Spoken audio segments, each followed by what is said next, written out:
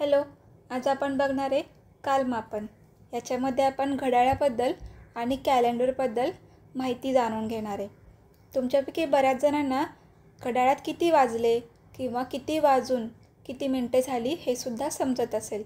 तर आपण तेच ह्या धड्यामध्ये बघणार आहे. मी इथे उजव्या बाजूला ही आकृती काढून घेतलेली आहे घड्याळाची. आतमध्ये आपले नेहमीचे 1 ते 12 पर्यंतचे अंक काढलेत. त्यानंतर मी निळ्या अक्षरात मिनिट्स काढलेत. ठीक आहे, म्हणजे जर आपला मोठा काटा 1 वर आला तर किती मिनिट झाले, तर 5 मिनिट झाले. 2 वर आला मोठा काटा तर 10 मिनिट झाले. याच पद्धतीने 3 वर आला तर 15, 4 म्हणजेच 20 मिनटं झाले, 5 वर आला तर 25 मिनटं, 6 म्हणजेच 30 मिनटं, 7 म्हणजेच किती 35 मिनटं, 8 म्हणजे 40, 9 म्हणजे 45, 10 म्हणजे 50 आणि 11 म्हणजे 55. हे तुम्हाला लक्षात ठेवायचं आहे. मग तुम्हाला ह्या प्रश्नांची उत्तरं द्यायला सोपं जाईल. फक्त 5-5-5ने काय करायचं आहे, वाढवत जायचं आहे प्रत्येक वेळी, बरोबर. आणि 12 वर आला म्हणजे काय असतं, तेवढे वाजले, बरोबर. छोटा काटा जेवढ्यावर असेल तेवढे त्या घड्याळामध्ये वाजलेले आहेत, आपण हे म्हणू शकतो. तर बघा, त्यांनी काय दिले, खालील घड्याळात दिसणारी वेळ तास व मिनिट याच्यामध्ये आपल्याला लिहायची आहे. तर पहिला बघा, इथे त्यांनी दिले, पहिल्यांदा लिहून दिले त्यांनी की छोटा काटा जो आहे तो हिरव्या रंगाचा आहे आणि मोठा काटा काय आहे, लाल रंगाचा आहे. मग छोटा काटा कशाच्या मध्ये आहे, 1 आणि 2च्या मध्ये आहे इथे, बरोबर. म्हणजे 1 वाजून गेलेला आहे आणि मोठा काटा 9 वर आहे. मग 9 म्हणजे किती असतात, 45 मिनटं, बरोबर. म्हणून 1 वाजून 45 मिनटं इथं झालेली आहेत. आता आपल्याला पुढच्या लिहायचं आहे. बघा, छोटा काटा 2 आणि 3च्या मध्ये आहे, बरोबर. म्हणजे 2 वाजून गेलेत आणि मोठा काटा कितीवर आहे, हा 7 वर आहे. 7 म्हणजे किती इथं आपण सांगितलं आहे, 35 मिनटं. ठीक आहे, मग आपण आता इथे लिहूया की 2 वाजून 35 मिनटे.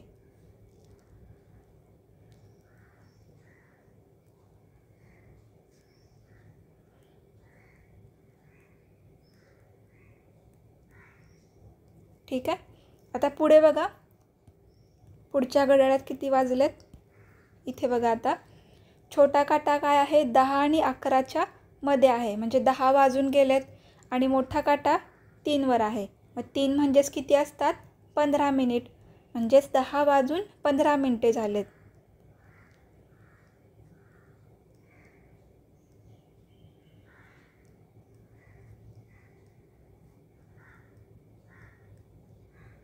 ठीक आहे, पुढे बघा, आता पुढच्या घड्याळात इथे छोटा काटा 3 आणि 4च्या मध्ये आहे आणि मोठा काटा 8 वर आहे. मग 8 म्हणजे किती इथे, 40 मिनटे, म्हणजे 3 वाजून 40 मिनटे झालेली आहेत.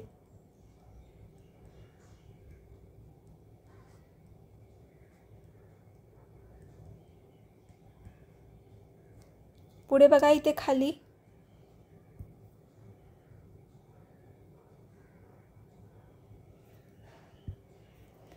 हा छोटा काटा जो आहे तो काय आहे, 7च्या आणि 8च्या मध्ये आहे.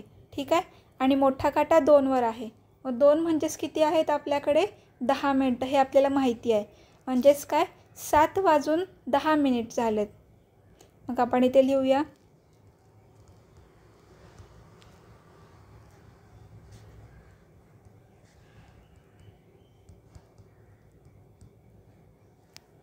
पुढे बघा, आता छोटा जो काटा आहे तो बरोबर 3 वर येत आहे, म्हणजे अजून आलेला नाही आहे पण येत आहे. आणि मोठा काटा काय आहे, 11 वर आहे. म्हणजेच काय, 2 वाजून काटा काय गेला आहे, पुढे गेला आहे 11 वरती. म्हणजेच 2 वाजून किती झालेत, तर 11, म्हणजेच किती असतात, 55 मिनटे. मग आपण खाली लिहूया इथे, तर 2 वाजून 55 मिनिटे. ठीक आहे, 2 वाजून गेलेत, 3 वाजायला फक्त 5च मिनटं कमी आहेत या घड्याळात. पुढे बघा, आता इथे काटा 9 आणि 10च्या मध्ये आहे, म्हणजे 9 वाजून गेलेत आणि मिनटे किती झालेत, 8 वर काटा आहे, म्हणजे 40 मिनटं झालेत. मग आपण इथे लिहूया, 9 वाजून 40 मिनटे. शेवटचं बघा, 12 आणि 1च्या मध्ये आहे म्हणजे 12 वाजून गेलेत आणि 5वर आहे. 5 म्हणजेच किती? 25 मिनटे. मग आपण काय लिहिणार? 12 वाजून 25 मिनिटे झालेली आहेत. ठीक आहे, कळलं सगळ्यांना? ही फक्त आकृती काय आहे लक्षात ठेवा तुम्ही.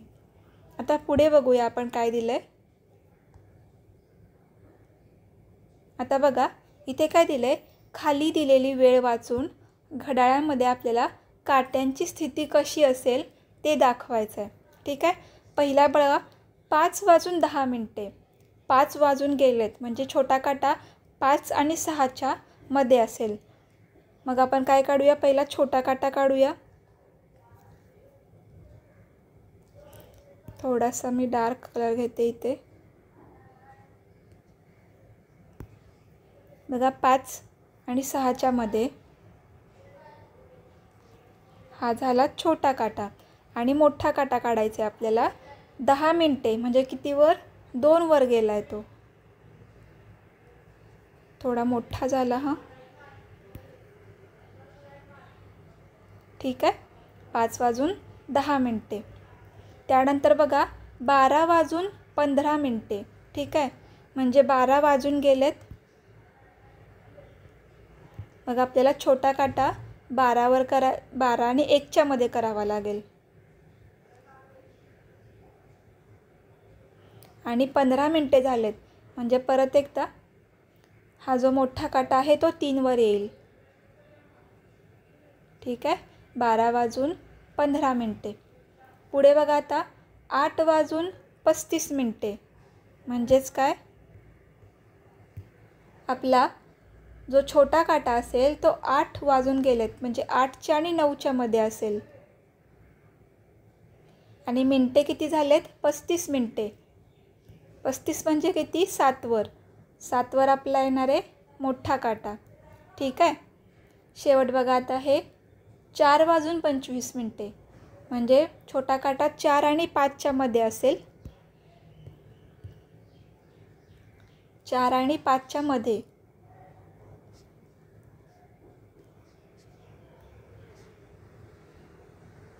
आणि मिनटे झालेत 25 म्हणजे मोठा काटा किती वर असेल बरं?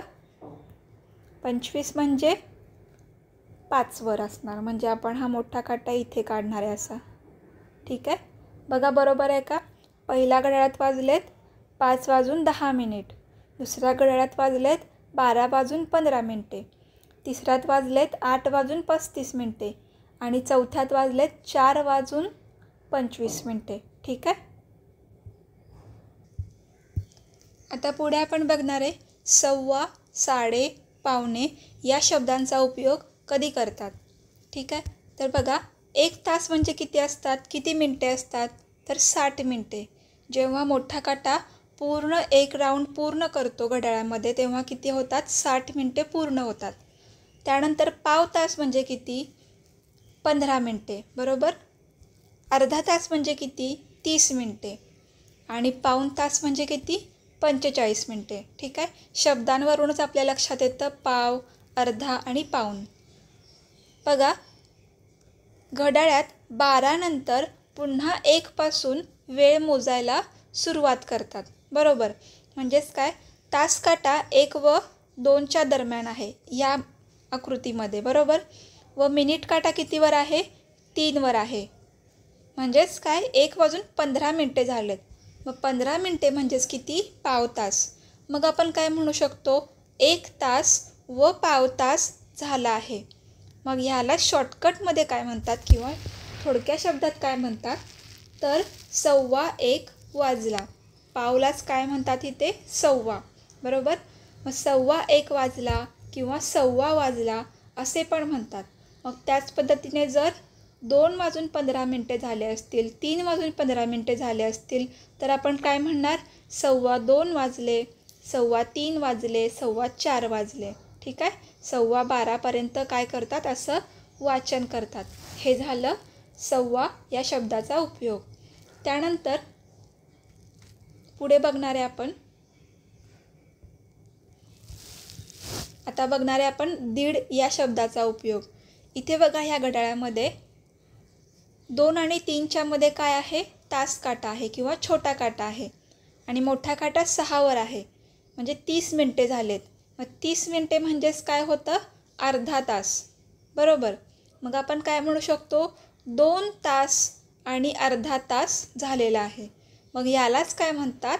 अडीच, बरोबर. 2 आणि अर्धा तास म्हणजेच अडीच. किंवा जर काटा 1 आणि 2च्या मध्ये असता तर आपण काय म्हटलं असतं? 1:30 मिनटे झाली. मग 1 आणि अर्धा तास यालाच काय म्हणतो आपण? दीड म्हणतो. म्हणजेच आपण काय म्हणणार? दीड वाजला. हे झालं 2च्या आणि 1च्या बाबतीत, अडीच आणि दीड. पण त्याच्या पुढचे जे आहेत 3पासून ज्या संख्या आहेत त्याला आपण कसे वाचणार आहे? 3:30 वाजले, 4:30 वाजले, असं आपण 12:30पर्यंत वाचन करणार आहे. ठीक आहे. पुढे बघा आता पाऊण किंवा पावणे या शब्दाचा उपयोग कधी करतात. आता इथे बघा 1च्या आणि 2च्या मध्ये आहे, म्हणजे 1 वाजून गेला आहे, 2 वाजायला फक्त थोडा वेळ कमी आहे आणि काटा 9वर आहे, म्हणजे 45 मिनटं झालेली आहेत 1 वाजून. मग आपण याचं वाचन कसं करणार आहे? तर 1:45 मिनटे झाली किंवा 2पेक्षा पाव तास कमी. कारण का? इथून ते इथंपर्यंत 15 मिनटं असतात, मग 2 वाजायला फक्त पाव तास कमी. किंवा आपण ह्यालाच काय म्हणणार आहे? तर 1:45. ठीक आहे. 2ला 15 मिनटं कमी आहेत, अजून पाव तास कमी आहे, म्हणजेच 1:45 वाजलेले आहेत. याच पद्धतीने आपण 1:45, 1:45 असं करत करत 1:45पर्यंत वाचन करू शकतो. आणि 1:15चा आपण कसं म्हणू शकतो? तर पाऊण वाजला किंवा 1:15 झाला, असं आपण घड्याळाचं वाचन करणार आहे. ठीक आहे. आता पुढे बघा स्वाध्याय बघूया आपण. इथे बघा, रिकाम्या चौकटी व गाळलेल्या जागा भरा. बघा पहिला प्रश्न बघूया. 3:15 वाजले. 3:15 म्हणजेच किती? 15 मिनटं आणि 3 म्हणजे 3 वाजलेत. मग 3 वाजून 15 मिनटे झालेली आहेत.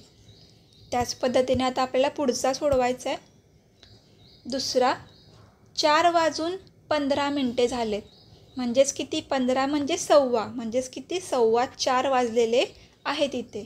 मग आपण इथे लिहूया काय? 4:15 वाजले. तिसरा बघा 4:15 वाजले, म्हणजे 5 वाजून 15 मिनटे झाली, बरोबर. पुढे बघा चौथा 6 वाजून 45 मिनटे झालेली आहेत. 6 वाजून गेलेत, 7ला 15 मिनटे कमी आहेत किंवा 7ला पाव तास कमी आहे, म्हणजे 6:45 वाजलेले आहेत इथे. पुढे बघा पाचवा प्रश्न. 9:15 वाजले, म्हणजे 10ला अजून पाव तास कमी आहे. 9 वाजून किती झालेत? 45 मिनटं झालेली आहेत. 9 वाजून गेलेत, बरोबर. 6वा बघा 9 वाजून 30 मिनटे, म्हणजेच काय वाचन करणार आपण? 30 म्हणजेच किती असतो? अर्धा. त्याला आपण 9:30 म्हणतो, बरोबर. 9:30 वाजले. ठीक आहे. आता आपण बघणार आहे दिनदर्शिका किंवा आपलं कॅलेंडर. ठीक आहे. याची उजळणी थोडीशी करूया. बघा, दिनदर्शिकेच्या पानाचे निरीक्षण करा व उत्तरे लिहा.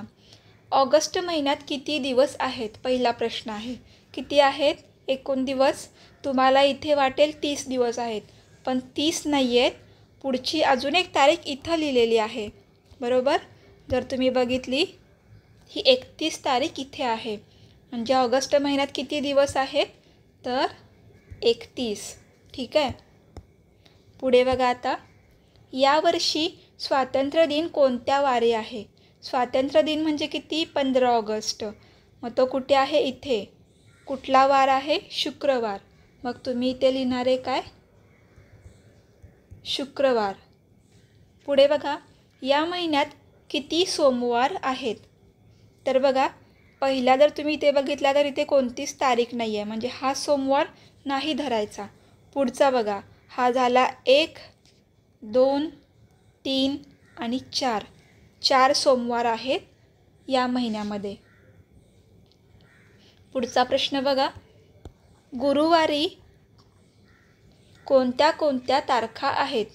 ठीक आहे, गुरुवार आहे इथे तारीख आहे का? नाही. 7, 14, 21 आणि 28. 7, 14, 21 आणि 28 बरोबर. त्यानंतर 5वा प्रश्न बघा. ऑगस्ट महिन्यात कोणते वार 5 वेळा आले आहेत? बरोबर. तर बघा, जर तुम्ही रविवारपासून चालू केलं तर रविवारी इथे संख्या आहे म्हणजे तारीख आहे. मग हा झाला 1, 2, 3, 4, 5. 5सुद्धा रविवार तारखा आहेत. म्हणजे ह्या महिन्यात रविवार 5 वेळा आलेला आहे. सोमवार आला आहे का बघूया? नाही, सोमवार फक्त 4 वेळा आला आहे. बरोबर, कारण ही जागा इथे रिकामी आहे. त्याच पद्धतीने मंगळवारसुद्धा 4 वेळा, बुधवारसुद्धा 4 वेळा, गुरुवारसुद्धा 4 वेळा, शुक्रवार बघा 5 वेळा आलेला आहे. बरोबर, इथे तारीख आहे, इथे आहे, इथे आहे, म्हणजे 5 वेळा तारखा आहेत. आणि शनिवारसुद्धा 5 वेळा आलेला आहे. मग आपण काय काय लिहिणार? तर रविवार, शुक्रवार आणि शनिवार. बरोबर, हे 5 वेळा आलेत. पुढे बघा आता शेवटचा प्रश्न. एकच वार किती दिवसांनी परत येतो? ठीक आहे, आता समजा आपण इथे घेतला, हा शुक्रवार घेतला, पहिलीच तारीख घेतली. आता हा शुक्रवार किती दिवसांनी परत एकदा आला आहे? तर बघा पुढचे दिवस मोजूया आपण. तर हा 1, 2, 3, 4, 5, 6. 6 दिवसा झाल्यानंतर 7व्या दिवशी हा काय येतो? परत येतो. म्हणजे आपण काय लिहिणार? एकच वार 7 दिवसांनी परत येतो.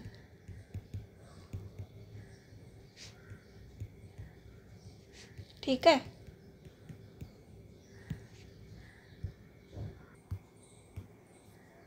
आता आपण पुढे बघूया कालावधी मोजणे. ठीक आहे, तर आता इथे बघा एक उदाहरण दिलं आहे. सुरेखा मे महिन्यात मामाच्या गावी गेली. 9 मेपासून 25 मेपर्यंत ती दररोज पोहण्यास जात होती. तर सुरेखा किती दिवस पोहण्यास जात होती? बघा 9 तारखेपासून ते 25 तारखेपर्यंत ती जात होती पोहायला, म्हणजे एकूण किती दिवस? तर यांनी काय केलं आहे, 9 तारखेपासून 9, 10, 11 असं 25पर्यंत त्यांनी काय काढलेत? हे बिंदू काढलेत. 9 ते 25. मग ते बिंदू ते काय केलेत? आपण मोजलेत किंवा ते दिवस मोजलेत. मग हे जर बिंदू मोजले तर किती होतात? 17. म्हणजे ती सुरेखा एकूण 17 दिवस पोहण्यास जात होती. बरोबर, 9 पासून 25पर्यंत 17 दिवस होतात. पुढे बघा आता दुसरं उदाहरण. जॉनच्या शाळेला 5 मेपासून सुट्टी लागली व 12 जूनला त्याची शाळा सुरू झाली. तर त्याला किती दिवस सुट्टी होती? बघा मे महिन्यात 5 तारखेपासून आणि जूनच्या 12 तारखेला त्याची शाळा चालू झाली आहे. मग जो मधला कालावधी आहे तो मोजायचा आहे आपल्याला. 5 मेपासून सुट्टी लागली, मग मे महिन्याचे एकूण दिवस किती असतात? तर 31 दिवसांचा महिना असतो. मग मेच्या 4 तारखेच्या पुढे त्याला सुट्टी लागली, म्हणजे 4 तारखेपर्यंत त्याची शाळा होतीच. मग आपण काय करणार? 31मधनं ते 4 दिवस वजा करणार. म्हणजेच काय? 31 वजा 4 म्हणजे त्याला मे महिन्यात एकूण 27 दिवसांची सुट्टी मिळाली. कळतंय? 4 तारखेपर्यंत शाळा होती म्हणून 4 दिवस वजा केले, मिळाले किती? 27 दिवसांची सुट्टी. ही झाली मे महिन्याची. पुढे बघा 12 जूनला शाळा सुरू झाली. याचा अर्थ काय? जूनच्या 11 तारखेपर्यंत त्याला सुट्टी होती. म्हणजेच जूनच्या 1 तारखेपासून ते 11 तारखेपर्यंत म्हणजे एकूण दिवस किती झाले? 11 दिवस त्याला सुट्टी होती. कळलं सगळ्यांना? म्हणजेच एकूण सुट्टी किती झाली? तर मे महिन्याचे 27 दिवस आणि जून महिन्याचे 11 दिवस असे एकूण 38 दिवस त्याला सुट्टी मिळाली आहे. आता आपण पुढे बघणार आहे आपला स्वाध्याय. तर आपण पहिला प्रश्न वाचूया. एका वर्षी सप्टेंबरमध्ये 9 तारखेला गणेशाचे आगमन होते व 18 तारखेला गणेशाचे विसर्जन होते. तर गणेशोत्सव हा सण किती दिवसांचा होता? बघा, गणपती किती तारखेला आले? पहिला प्रश्न 9 तारखेला आले, बरोबर. 9 पासून ते 18 तारखेपर्यंत होते. मग तुम्ही बोटांवर सुद्धा मोजू शकता किंवा आपण इथे आकडे काढूया. 9 तारीख, 10, 11, 12, 13, 14, 15, 16, 17 आणि 18. ठीक आहे. मग हा सण किती दिवसांचा होता? आता आपण हे एकूण दिवस मोजणार आहे. 1, 2, 3, 4, 5, 6, 7, 8, 9 आणि 10. एकूण 10 दिवसांचा काय होता? हा सण होता. मग आपण इथे आता उत्तर लिहूया. गणेशोत्सव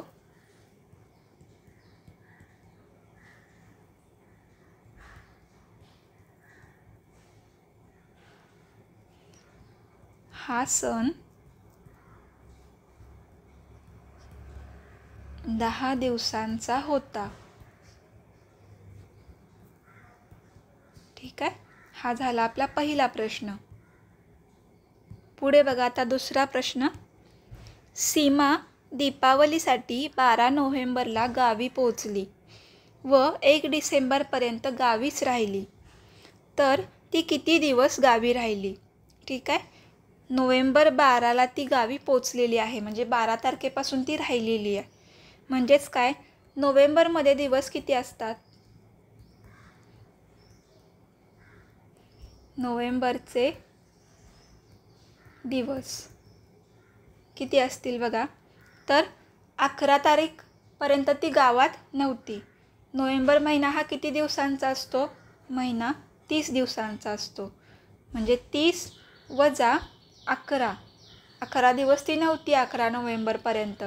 म्हणून किती होणार? 30 वजा 11 जर केले आपण तर किती राहतात? 10तून 1 गेला, 9 राहिले. हातच्याला आला 1, 3तून 2 गेले, किती राहिला? 1. 19 दिवस. ठीक आहे. म्हणजे ती नोव्हेंबरचे 19 दिवस गावी राहिली.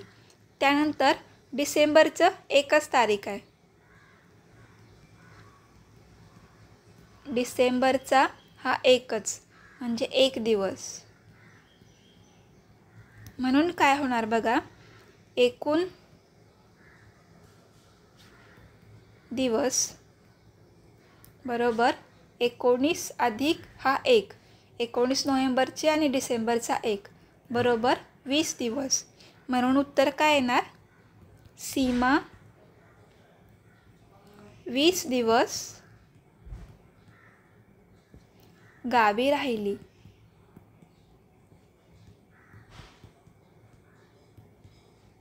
ठीक आहे. हा झाला दुसरा प्रश्न. आता बघूया तिसरा प्रश्न. शाळेची सहल 5 डिसेंबरपासून 10 डिसेंबरपर्यंत होती. तर सहल किती दिवसांची होती? आता फक्त आपल्याला 5 ते 10 मोजायचं आहे. 5, 6, 7, 8, 9 आणि 10. म्हणजे एकूण किती दिवस झाले बघा? 1, 2, 3, 4, 5, 6. म्हणून आपण उत्तर काय लिहिणार? सहल 6 दिवसांची होती. ठीक आहे. पुढे बघूया आता चौथा प्रश्न. शामरावांनी नोव्हेंबरच्या 5 तारखेपासून जानेवारीच्या 5 तारखेपर्यंत दूध घेतले. तर शामरावांनी किती दिवस दूध घेतले?